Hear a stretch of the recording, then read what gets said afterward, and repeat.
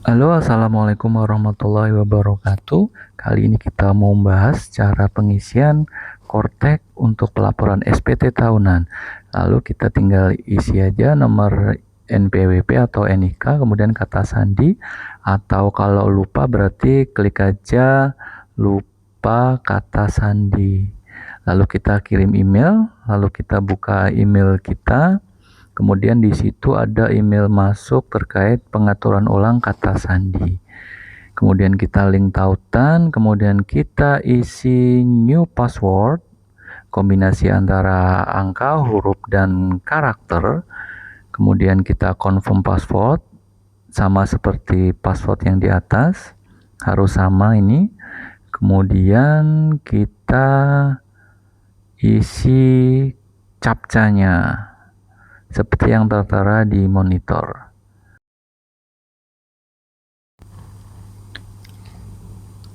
Oke, lalu masukkan angkanya, terdiri dari 6 angka. Oke, dan berhasil untuk merubah password. Oke, lanjut kita ke login page. Jadi kita masuk ke websitenya Kortek lagi. Lalu masukkan ID pengguna berupa NIK atau nomor NPWP. Oke, setelah itu masukkan kata sandi, kombinasi angka, huruf, dan karakter.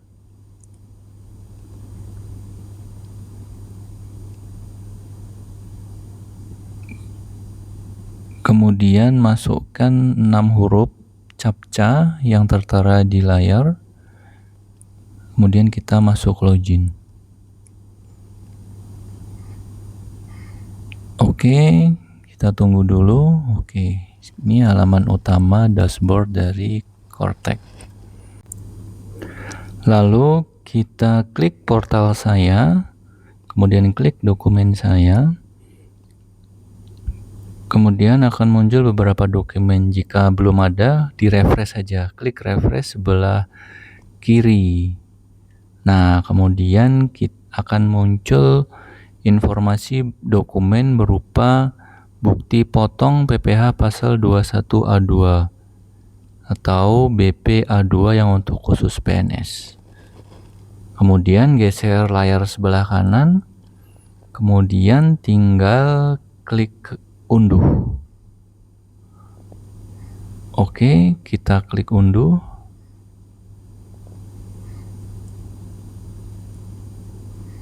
Lalu akan muncul downloadan berupa bukti pemotongan gaji. Ini dari bendahara masing-masing instansi atau kantor. Oke, sudah simpan. Kita lanjut ke surat pemberitahuan atau SPT. Kemudian kita klik buat konsep SPT. Kemudian pilih yang PPh orang pribadi. Kemudian SPT tahunan. Klik lagi periode dan tahun pajak.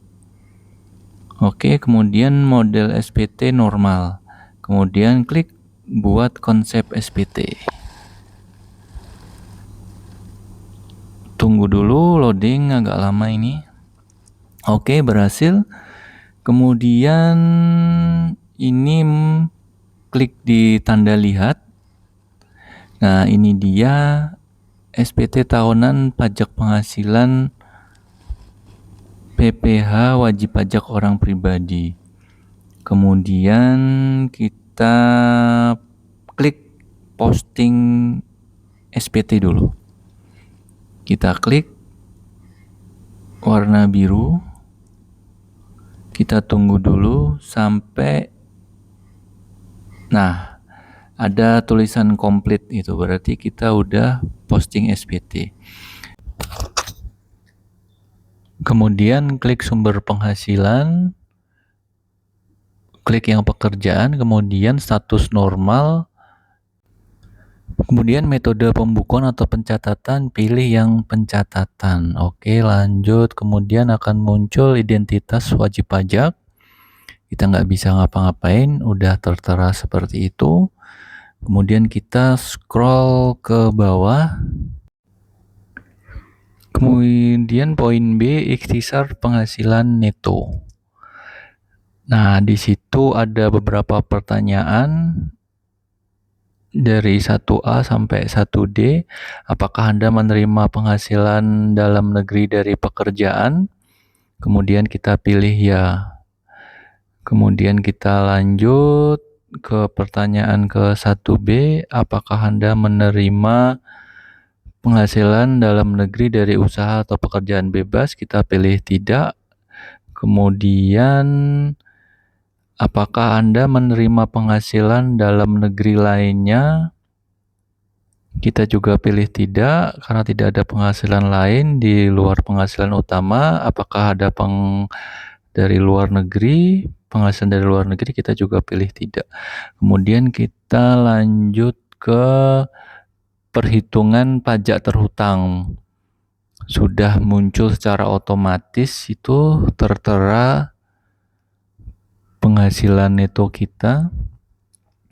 Kemudian apakah pengurangan penghasilan neto seperti kompensasi, zakat, atau sumbangan keagamaan, kita pilih tidak. Kemudian penghasilan tidak kena pajak, itu kita hanya milih statusnya saja, status PTKP. Kita bisa lihat di nom bukti pemotongan. K0 berarti kawin belum punya anak, K1 anak 1, K2 anak 2, K3 dan seterusnya. Jadi seperti itu kira-kira. Kita pilih aja sesuai status kita K2. Jadi contohnya seperti itu. Pilih tidak ya. Ini saya salah pilih. Ini saya pilih ya dulu, tapi yang benar itu tidak. Kemudian kredit pajak. Apakah PPh yang telah dipotong atau dipungut oleh pihak lain? Ya, karena dipungut oleh bendahara instansi masing-masing. Oke ya, pilih ya. Kemudian apakah Anda menerima pengembalian atau pengurangan kredit PPh dari luar negeri yang tadi dikreditkan? Pilih tidak. Kemudian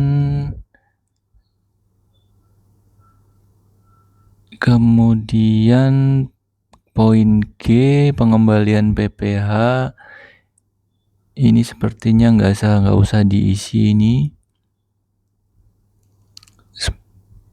Pengembalian kalau statusnya lebih bayar, oke, lewat aja. Kemudian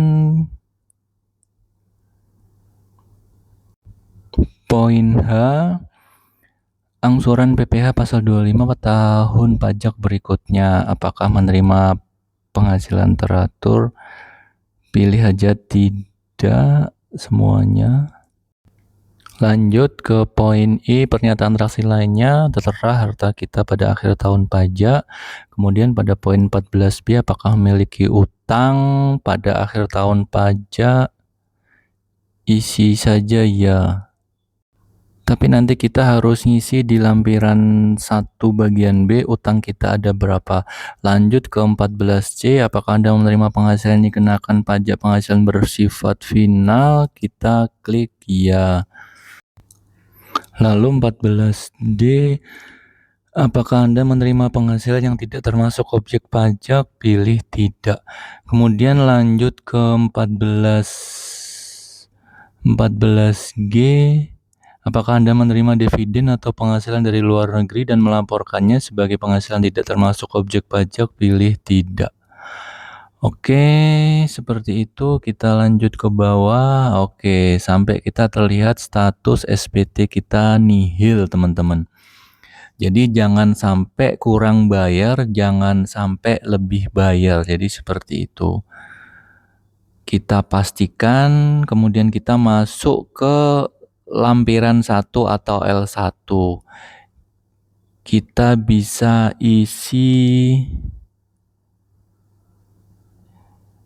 investasi, harta bergerak, kemudian harta bergerak berupa kendaraan bermotor atau mobil, kemudian harta tidak bergerak termasuk tanah dan bangunan. Nanti teman-teman tinggal isi aja.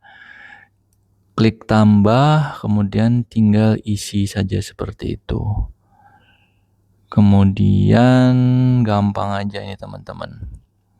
Kemudian daftar anggota keluarga yang menjadi tanggungan juga udah muncul semua di situ, istri dan anak kita. Oke, kita tinggal masukkan saja utang bank. Nih, utangnya yang banyak-banyak ini. Klik utang bank. Lalu kita pilih nama krediturnya apa aja itu. Kita pilih NIK dulu ya. Kita isi NIK dulu.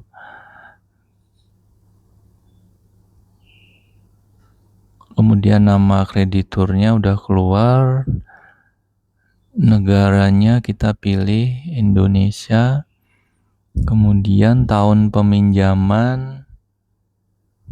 Kira-kira tahun berapa teman-teman? Jangan sampai lupa ini. Punya utang tapi lupa tahunnya juga. Hehehe. Ini poin krusial nih soalnya ini teman-teman. Kemudian kita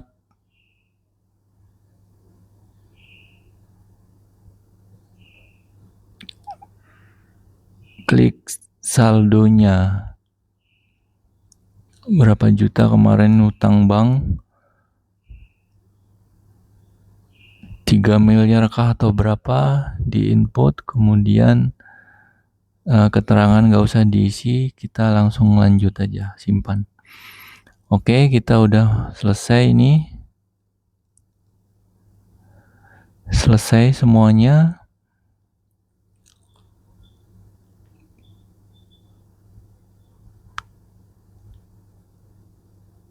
Kita bisa pencet simpan konsep, jadi seperti itu teman-teman.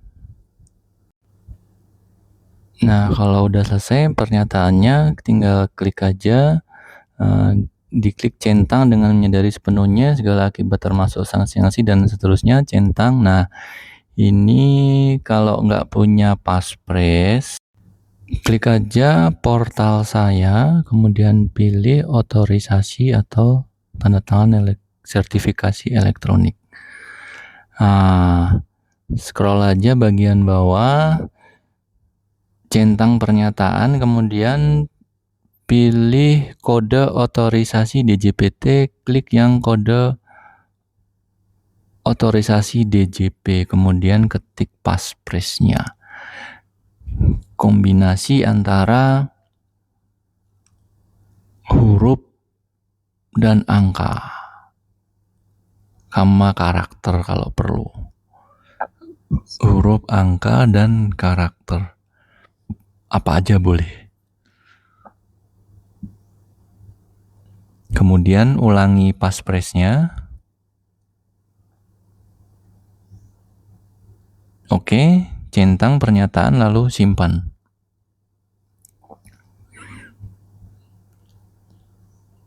Simpan. Oke, tunggu dulu. Oke, sertifikat digital berhasil dibuat. Bisa unduh bukti tanda terimanya sebagai pegangan kita, nanti bisa tersimpan langsung di download. Oke, lanjut ke pilih SPT lagi, kemudian lihat ini SPT tahunan kita, kemudian kita lanjut bayar dan lapor. Oke, sukses.